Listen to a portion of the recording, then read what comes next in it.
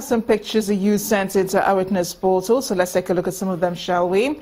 We'll begin with this one. It's a vehicle stuck in mud in Owaikare Road in Ondo State, southwest Nigeria. Our eyewitness reporter wants the federal government to fix the roads and reduce the strain on motorists. Our next photos are similar as they show refuse heaps. The first is from Port Harcourt, south Nigeria, and the other in Ladipo Oshodi in southwest part of Nigeria, which is Lagos. Eyewitness reporter wants the relevant authorities, especially the National Orientation Agency, to inculcate the habit of cleanliness in citizens. Next is this case of flood in Refinery Road, Warri, Delta State. Our eyewitness reporter wants the federal government to urgently address the situation of drainage systems across the country. Our last pictures of cows grazing in Omoro Audi Road, Ilorin, Kwara State. Our eyewitness reporter wants the federal government to urgently address the grazing bill to avert further clashes between herdsmen and everybody else.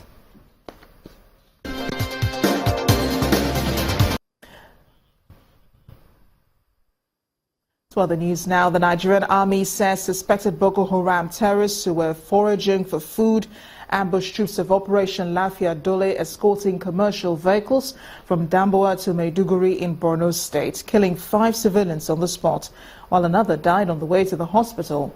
A statement by the army reveals that the mishap happened in the afternoon today at Sanda General Area of Borno State, northeast Nigeria. The army adds that the 3 soldiers were injured and have been evacuated to Maiduguri, the state capital, while another robust patrol team have been consequently dispatched to reinforce the troops, clear the general area, and pursue the terrorists. No less than 12 federal and teaching hospitals across the country are in for a showdown with the Federal Ministry of Health for flouting a court injunction to implement the new salary scale for resident doctors. This has led to the closure of the University of Ilorin Teaching Hospital, which has been without the services of the resident doctors for 2 weeks. The insistence of the doctors not to accept the criteria set by the ministry is based on what they say is an imbalance in payment structure. A major grievance here has to do with the fact that doctors, particularly in this hospital, although some other hospitals have been involved, but they've rectified it. It has to do with the fact that doctors here have been placed on the inappropriate scale, meaning that your benefits will be shortchanged, meaning that you cannot in any way meet up with your peers because you are losing a lot of benefits, not just monetary now, but the emotional aspect of this is there, the psychological aspect of it is there, and has been an ongoing problem since the beginning of this here in this hospital. The main crux of the matter is the payment of skipping for doctors.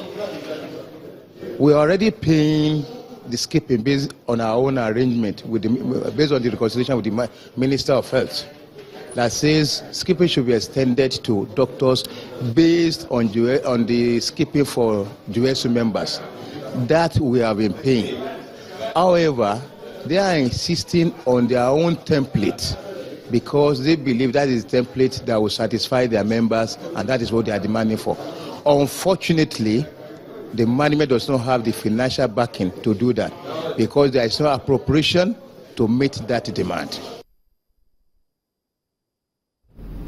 Time now for business news. Here's Anne Wawodo.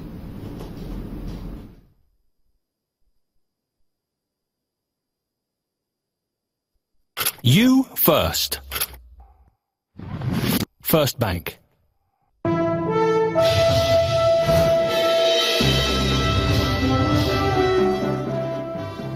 Thank you, Amarachi. Welcome to Business News. The Central Bank of Nigeria has commenced its 252nd Monetary Policy Committee meeting today in the nation's capital, Abuja. Now, the 2-day rate decision meeting, which is the 5th to be held this year, is expected to focus on the state of the economy and decide on key monetary policy parameters. At the last committee meeting in July, the benchmark monetary policy rate was raised from 12% to 14%, while the cash reserve ratio and liquidity ratio were both retained at 22.50% and 30%. The CBN Governor, Mr. Godwin Emefiele, is expected to announce the outcome of the meeting tomorrow, Tuesday, September the 20th.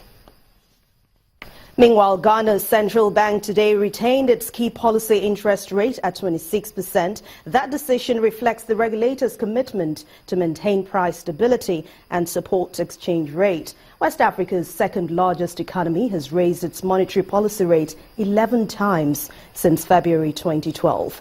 The country's headline inflation stood at 18.5% in June, slowed to 16.7% in July, before then creeping marginally to 16.9% last month.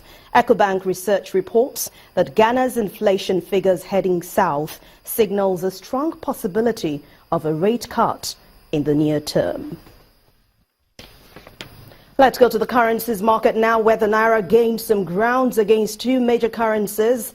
Well, it happened, the local unit appreciated by 0.47% to 307 Naira 25 kobo against the dollar, and then strengthened by 2.13% to 412 Naira 20 kobo to the pound.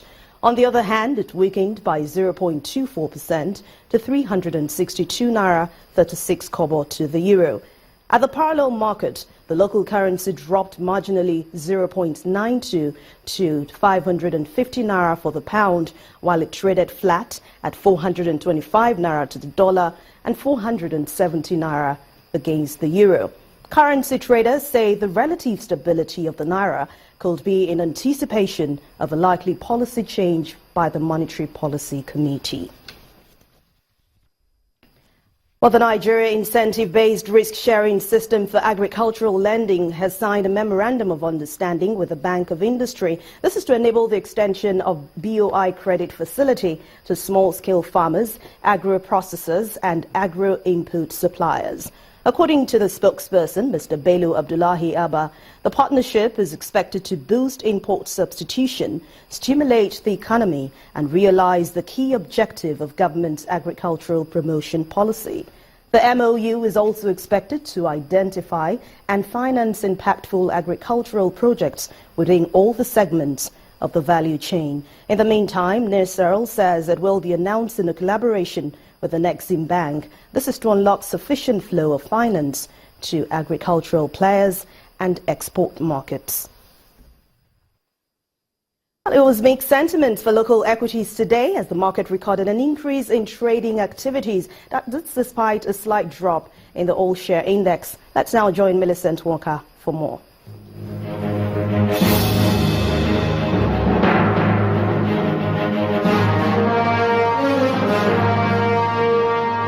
Welcome to the Stock Market Report. As the Central Bank of Nigeria begins its two-day Monetary Policy Committee meeting today, the stock market started off the week on a negative note with a marginal 0.07% decline in the general index, while the equities capitalization fell by 1 billion naira. However, Monday's transaction was positive as a total of 328.2 million shares changed hands in 3,215 deals for over 2.89 billion naira. From that volume, Access Bank pulled the highest turnover with 84 million shares, followed by Ebion Holdings and UBA. On the price table, Convoy emerged as a top gainer in a list of 27 advances, followed by Total and Transcorp, while PZ, 7up and Fitson were the top three losers among 15 others. And that's the Stock Market Report. I'm Millicent Walker. Thanks a lot, Millicent. Now, ahead of the much-anticipated key interest rate decision meeting from the U.S. Federal Reserve and the Bank of Japan, equities on Wall Street closed today in the red, while European and Asian finished on nicely positive amid high oil prices. Let's take a look at the numbers.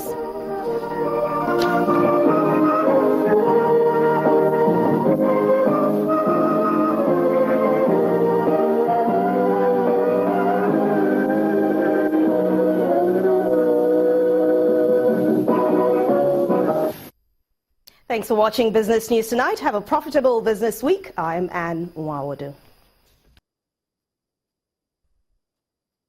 Residents of the Federal Capital Territory are asking the FCC minister and members of his administration to intervene and improve their living conditions. Bad roads, non-functional streetlights and lack of basic amenities are some of the problems they contend with, as our correspondent Linda Kigbe reports.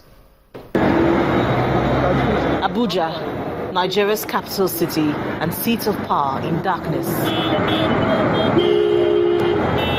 Driving along the city center of Abuja at night, one observes that the street lights in many areas are not working. Motorists have to make do with car headlights to illuminate the streets for easy driving. This has been the situation in Abuja in the last few months, a far cry from what used to be obtainable in the capital city in previous years. And this is just one of the several infrastructural challenges in the capital city residents now grapple with. An alarming number of bad roads in the city center is another recent development. Now, some may assume that this is not the Federal Capital Territory, but this is indeed the city center in the Federal Capital Territory. This is the Jabi Utako district, and not too far away from here we have the Code of Conduct Tribunal, where high-profile cases have been going on. Now, this road has been abandoned for years by previous FCT administrations, and the road is so bad that it has been cut off beyond this point. It is very difficult for vehicles to go beyond this point.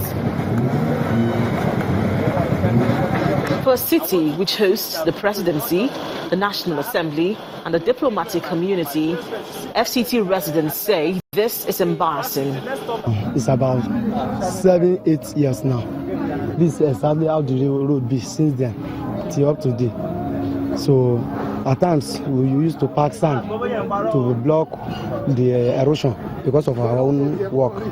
The road is unmotorable. I've lost my cars here. Whenever it's raining, we have to stop until the flood takes its way from FAB Junction to this point to the Dodoma filling station.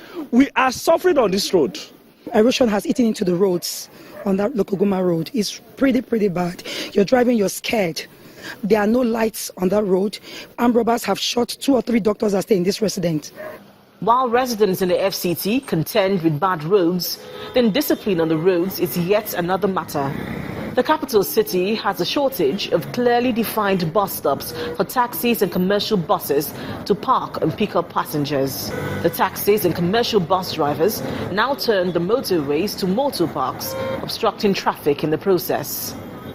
Traffic regulatory officers are nowhere to be found. The FCT minister says he is aware of these problems, admitting that he inherited a city which has grown exponentially in the last 30 years and of a stretched available infrastructure. From the records throughout 2015, there were no capital releases to the Minister of the FCT until in December of 2015. What we did was to first and foremost request for the extension of the budget by additional 3 months, so that we'll be able to mobilize all available resources to pay the contractors. Next on the news at 10, Nigeria fails to gain promotion to Division 1 despite beating Tanzania by 9 wickets in the ICC Under-19 World Cup qualifier. As it sports news, please join us again.